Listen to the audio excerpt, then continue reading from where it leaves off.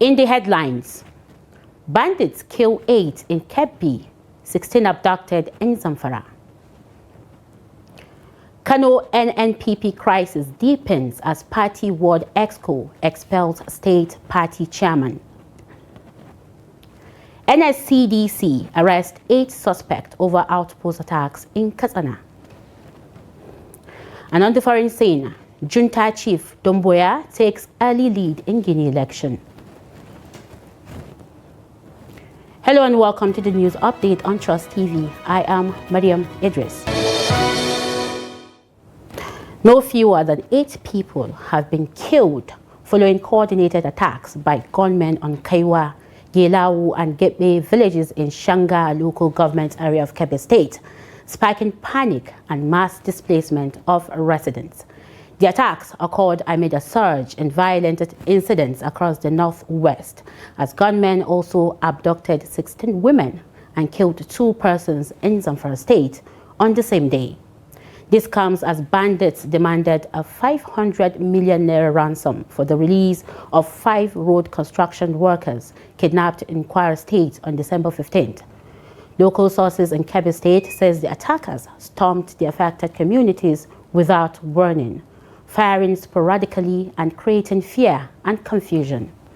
The assault, described as one of the deadliest in the area in recent years, forced many residents to flee their homes in search of safety.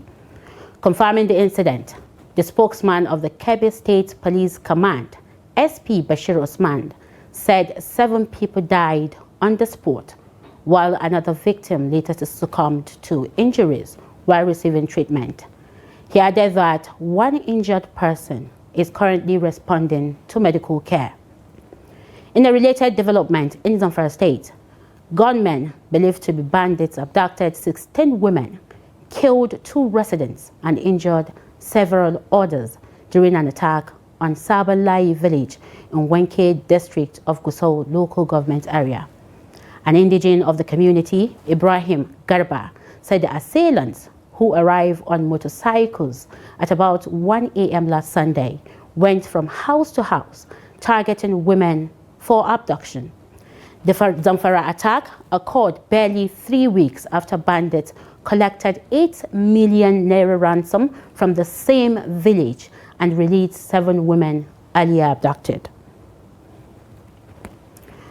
No fewer than 3 people have been killed, while 3 others were abducted, following a fresh late-night attack by suspected bandits on Bundukahugu community in Lere local government area of Kaduna State. The attack, which occurred at about 11 p.m. on Monday, December 29, 2025, plunged the community into mourning and renewed calls for stronger security presence in the area. Now, confirming the incident on Tuesday, the National Secretary of Bundukahugu Community, Ishaya Dauda, said the attackers invaded the village under the cover of darkness, firing sporadically and causing panic among residents. Dauda disclosed that the community has suffered a similar attack barely 2 weeks earlier, during which 4 people were killed, raising serious concerns over the recurring assaults and the vulnerability of the area. The victims killed in the latest attack were identified as Felix Augustine, Luka Yakubu, and Ezra Namata, while 3 other residents were taken away by the assailants to an unknown destination. Residents have appealed to the Kaduna state government and security agencies to urgently deploy military personnel to the community to prevent further attacks. Efforts to obtain a reaction from the Kaduna State Police Command as of the time of filing this report were unsuccessful. And now the Nigerian Air Force NAF has carried out 2 precision airstrikes on bandit hideouts in Safe local government area of Zamfara State. The operations, conducted under the air component of Operation Fansanyama, Sector 2, targeted Turba Hill and the camp linked to the bandit leader, Kachella Doku Suli. According to the Air Commodore, Ehimen Ojodame, NAV Director of Public Relations and Information, the strikes follow credible multi-source intelligence on bandit activities in the areas. The first strike at Turba Hill destroyed a confirmed bandit hideout, while the second targeted Doko Sile's camp, known for the manufacture of improvised explosive devices and attacks along the Dansado-Magami axis. The raids destroyed active structures and triggered fires within the camp. Ejodame noted that several bandits were killed during the operations, though no specific casualties figures were provided. Zamfara state remains a hotspot of banditry in northwest Nigeria, with armed groups responsible for kidnappings, attacks on communities, and disruption of farming activities. 2 people were killed and 3 others critically injured in a violent clash between security forces and youth at Sabuwar Ungwa quarters in Katsina metropolis on Friday. The incident began when police raided a hideout in the area, arresting a suspected drug peddler, Uzairu, also known as Kuda, who was found in possession of illicit drugs and a dangerous weapon. Kuda resisted arrest, raising an alarm that attracted his associates. The youth attacked the police team, damaging a vehicle and injuring a police officer. Now, Charles TV's Abdullahi Yamadi examines the factors behind the lingering miscreants crisis and why it has persisted for decades in Katsina City. His report.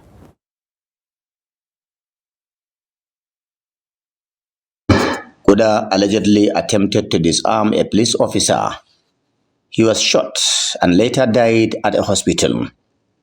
The situation escalated further during Kuda's funeral on Saturday, when suspected miscreants locally known as Kaurai allegedly burned an NSCDC outpost and attempted to torch a police outpost.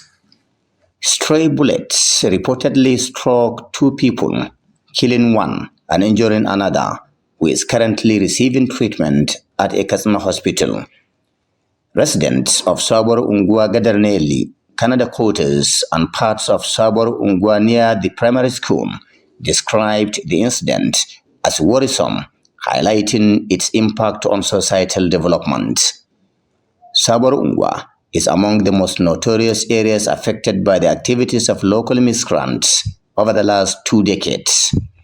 Residents accused authorities of negligence, saying it has subjected them to constant fear and hardship.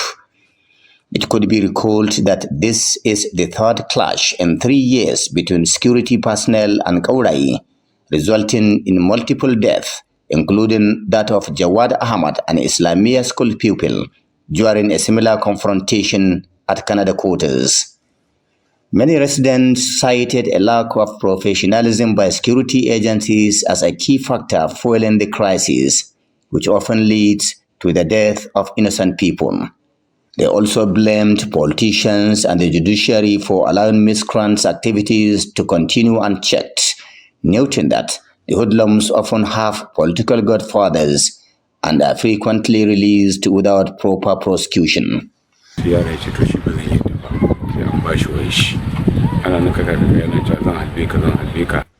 are deeply worried about the current crisis. We appeal to the government to take proactive measures against the hoodlums terrorizing our community. This situation reflects moral decay and lack of proper upbringing. Many youth run shops as a cover, but are involved in drugs and other crimes. The crisis has been badly managed by security agencies. Allowing it to linger for years is serious. Most miscreants deal in drugs and terrorize innocent residents.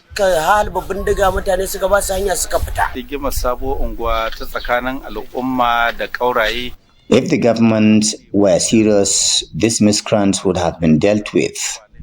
The failure lies with security agencies, parents, and society. Arrests are made, but the boys return within days.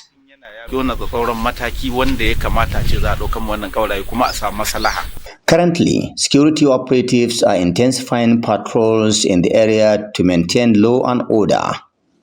Residents are calling on Governor Diko Umar Radda to take decisive action against the hoodlums before the situation escalates into a major security concern. The police public relations officer DSP Sadiq Aliu said the command has launched a thorough investigation to ascertain the facts surrounding the crisis. The police also appealed for calm, urging the public to cooperate and support the command as the investigation proceeds. The violent clashes in Sabor Ungwa underscore long-standing security and societal challenges in Katsina. The police public relation has to be increased in Katsina State, and in Katsina Metropolis in particular. The relationship between the police in particular and the community is not that cordial as it used to be, and particularly the youth. There's need for the police to engage the youth here in Katsina Metropolis, to get them engaged, to get them, to activate and try to promote a good relationship between them and understanding between them and the youth. Residents are calling for urgent action from authorities, insisting that sustained intervention is necessary to restore peace, protect lives, and address the root causes of the miscreants' menace.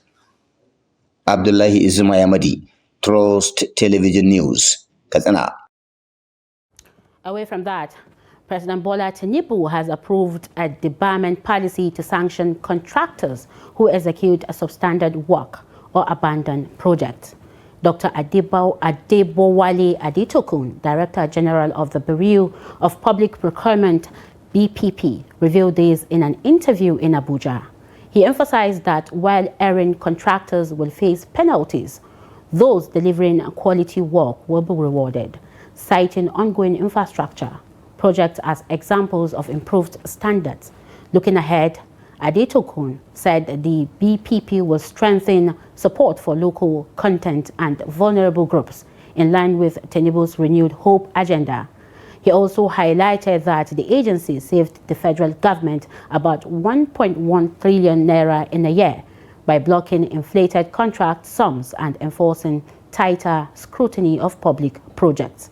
Adetokun explained that his priority upon assuming office just over a year ago was to transform procurement from a perceived bottleneck and potential conduit for corruption into transparent enabler of value for money. Now, as 2026 draws closer, Nigeria's disenchanted population is speaking plainly.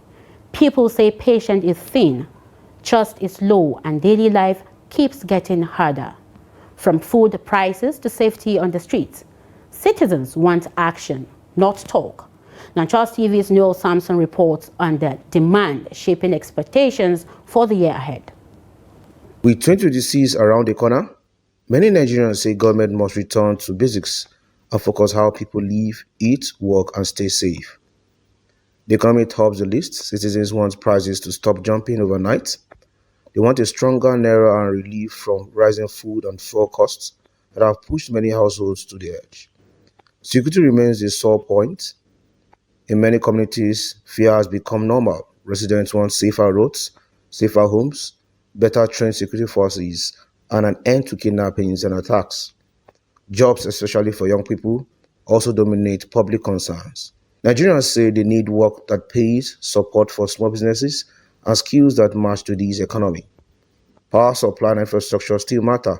People say steady electricity would help small businesses survive, cut costs, and put money back in their pockets. Let government to try to cope to work everything to make life to be easy for Nigerians, because things are very going high now. I know everybody know the economy of this country it will depend on fuel. If fuel increase, everything will jack up because everything is run by the transport. So let government to try and bring the fuel price to come down. Food stuff, cost of transportation, also insecurity, because we've had stories of kidnapping here and there in schools. So government should also look into insecurity, put more effort on securing our schools so that parents will have rest of mind whenever their children are going to school. They're killing human being like a fowl in Nigeria, and it's very bad. You're not giving us your human being. Nobody knows who will die tomorrow. You don't know whether your brother or me and another person. And when a human being kill each other, I don't know how people feel. So I want the government to focus on the issue of killing. Stop killing. You see, we can manage ourselves with other things, you see. But when somebody kill each other every day, it's very bad. I wanted to focus on issue security. Make sure this bandit, whatever they call their name, they whap it in Nigeria here. We don't want to see them. We don't want them to communicate with any of them. Because Nigeria is a place you see like how many years ago, it's a peaceful country. They never know it's a terrorist country. They never say anything harm. But now, from 2010 to now, we're suffering security in Nigeria. And Buhari have come and gone. It's going to solve the problem. Imagine me selling under the sun, waking up 2 o'clock, sleeping by 11. Then I start saving money. Then government from nowhere will just take out of it. So it's not really nice. I just want them to make things easy. Number one, the light. I think the light is the source of our business. The light, the school, the hospital, just make things, the foodstuffs to be easy. But I believe if everything is easy, nobody will disturb the government. The government should provide employment for the youths. We have thousands of youths. Likewise, me, I'm a graduate, like thousands of youths in this country. We don't have a tangible thing we are doing. We are just surviving in the sense, we are just surviving. But other places it's not like that. Other countries it's not like that. We just want the government to provide a good governance to the whole people of Nigeria. 2026, I want government, to increase in more of security because Nigeria is not good. Especially like me, I didn't travel because I'm scared. Do you understand? Because of what is going on. So I want government to facilitate more effort to stop all this killing in Nigeria and also to provide job for the youth. Me also, I'm a graduate, but we are surviving by, inside market. We are there hustling. So I want government to provide for the youth and also make more employment and security. As Nigerians spell out their 2026 agenda, the message is simple. People want results that can fit in their homes and businesses. No slogans, no excuses. How government response may decide what little trust remains.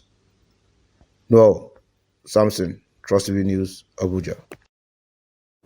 The Kano State Chairman of the New Nigeria's People's Party, NNPP, Hashimu Dungurawa, has reaffirmed that he remains the legitimate leader of the party in the state, dismissing recent attempts by some ward executives to remove him from office. Dungurawa spoke barely 24 hours after executives of Gargari Ward in Dawakin Tofa local government area announced his purported expulsion from the party. In a telephone interview on Tuesday, the NNPP chairman described the move as unjustified and baseless, saying he was surprised by the development and unaware of any wrongdoing on his part. He warned that legal action will be taken against individuals parading themselves as party leaders without constitutional backing. Dungurawa, who has previously appealed to the governor, Abba Kabir Yusuf, not to abandon the NNPP, hinted that there could be a positive outcome regarding the governor's political direction. His reaction followed a resolution by 27 Gargari Ward executive members who accused him of creating divisions within the party, instigating internal crisis, failing to pay party dues, and making abusive remarks against the governor. This is the news update on Trust TV. Coming up after the break. NSCDC arrests 8 suspects over outpost attack in Katsina. More news when we return. Do stay with us. Welcome back. If you're just joining us, this is the news update on Trust TV. Now let's take a recap of our major stories again. Bandits kill 8 in Kebbi, 16 abducted in Zamfara. Kano NNPP crisis deepens as party ward exco expels state party chairman. Now moving on to more stories. The Katsina State Command of the Nigeria Security and Civil Defense Corps, NSCDC has arrested 8 suspects in connection with the attack on its outpost at Koraman Nayeli in Katsina metropolis. The public relations officer of the command, SC Buhari Hamisu, confirmed the arrest on Tuesday. He said the incident followed a protest by suspected miscreants over a recent raid that led to the death of suspected drug peddler identified as Uzairu, popularly known as Donkuda. Hamisu explains that the suspect, armed with dangerous weapons, attacked the NSCDC outpost and also moved to nearby NSCDC and police post at Feeling, Canada.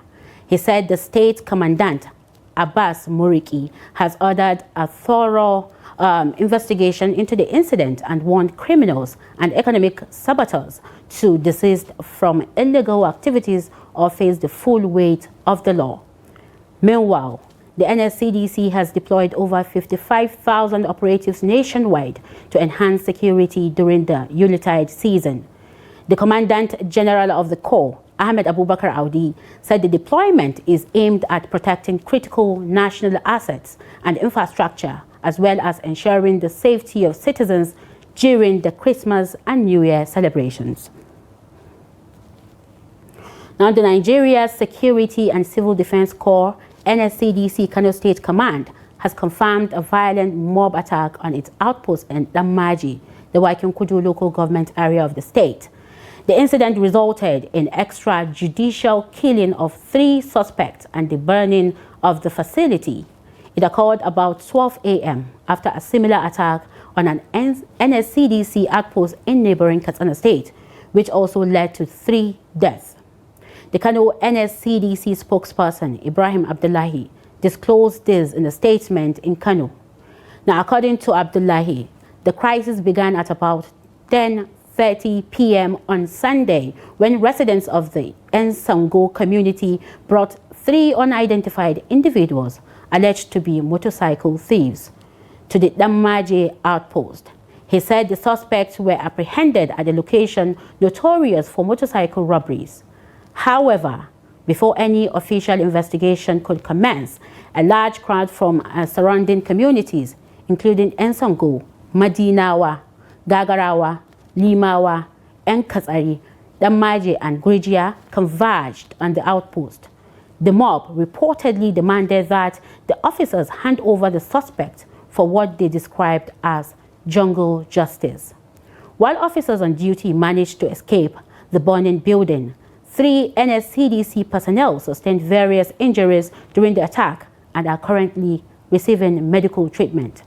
Now, the NSCDC has appealed to the residents of the Wakinkudu and the general public to remain calm and refrain from taking the law into their own hands.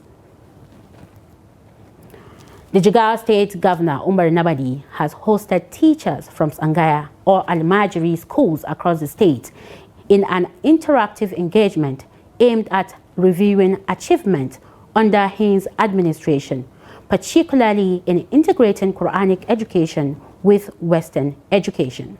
The report. The event, organized by the Ministry of Basic Education in collaboration with the Jigawa State Sangaya Board, provided a platform for dialogue on strengthening the reformed Sangaya system to ensure quality learning and sustainable outcome for children. Governor Namadi, addressing the gathering, said his administration remains committed to transforming the traditional Almajiri system by combining religious and Western education to equip pupils with moral, religious, and moral skills needed to thrive in society. He highlighted the establishment of the Jigawa State Sangaya Board as a major milestone, the first of its kind in the state, set up to coordinate, regulate, and support Sangaya schools, ensuring that Almajiri children are integrated into a structured educational framework. The governor emphasized that education is the top priority of his administration, with reforms aimed at reducing out-of-school children, discouraging street begging, and promoting dignity, self-reliance, and social responsibility among pupils. In Jigawa, we have about 4,000 Sangaya schools with an enrollment of about 1,300,000 students. So well, this is an important segment, and that's why we decided to have an engagement with all the RMs. Today we have more than 500 RMs that have attended this engagement. The essence of this engagement is to discuss with them and see how we can be able to bring all these guys under one roof, so that they will have to learn the Quran, to learn the numeracy and literacy, as well as to have some skills. So this is exactly what we are doing in Jigawa State. Earlier, the Commissioner for Basic Education, Malam Lawal Yunus at Anzomo, said the engagement was aimed at assessing progress and gathering practical suggestions from teachers on improving the system. He reaffirmed the ministry's commitment to support, including teacher training, curriculum development, and learning materials. We consider Sangaya schools very important. That is why this administration established a board to ensure they receive the attention they need. We also hope this initiative will guide us all towards success and prosperity. The Executive Secretary of the Jigawa State Sangaya Board, Dr. Abubakar Maji Hamisu, also spoke, highlighting the board's achievement since its establishment, including improved coordination, data collection, and gradual integration of Western education subjects into Sangaya schools. We are doing a mega plan in order to ensure that Almajirai, regardless of their age, regardless of their background, we are given an opportunity equal to everyone. That is why now we are, the government is, providing a huge investment, like the issue of 3 mega Sangaya schools, whereby more than 4,000 students will be enrolled, paid, and provided with everything possible.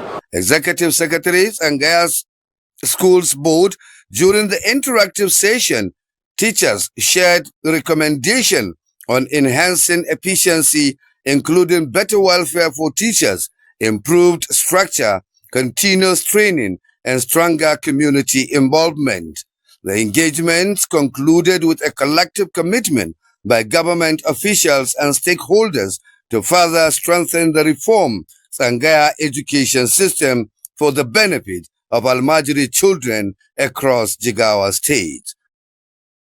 Away from Nigeria, Guinea's junta chief, Mamadi Doumbouya, who had pledged not to run for office after seizing power 4 years ago, has taken a commanding lead in the presidential election held at the weekend, according to the initial results released late Monday. Doumbouya, 41, faced 8 challengers in the race, but key opposition leaders were barred from contesting and had called for a boycott of the election. And in sport, Nigeria has taken an early lead against Uganda in their final Group C match at AFCON 2025, with the Super Eagles scoring in the opening minutes. 4 key Nigerian players remain on the brink of suspension for the round of 16 as Victor Osimhen, Ademola Lookman, Semi Ajayi, and goalkeeper Stanley Nwabali are all just 1 yellow card away from missing the next game. And with that, we've come to the end of the news update on Trust TV. Do not forget to follow us across all our social media platforms and also join our YouTube live stream for more news. I am Maria Idris. Thank you for watching.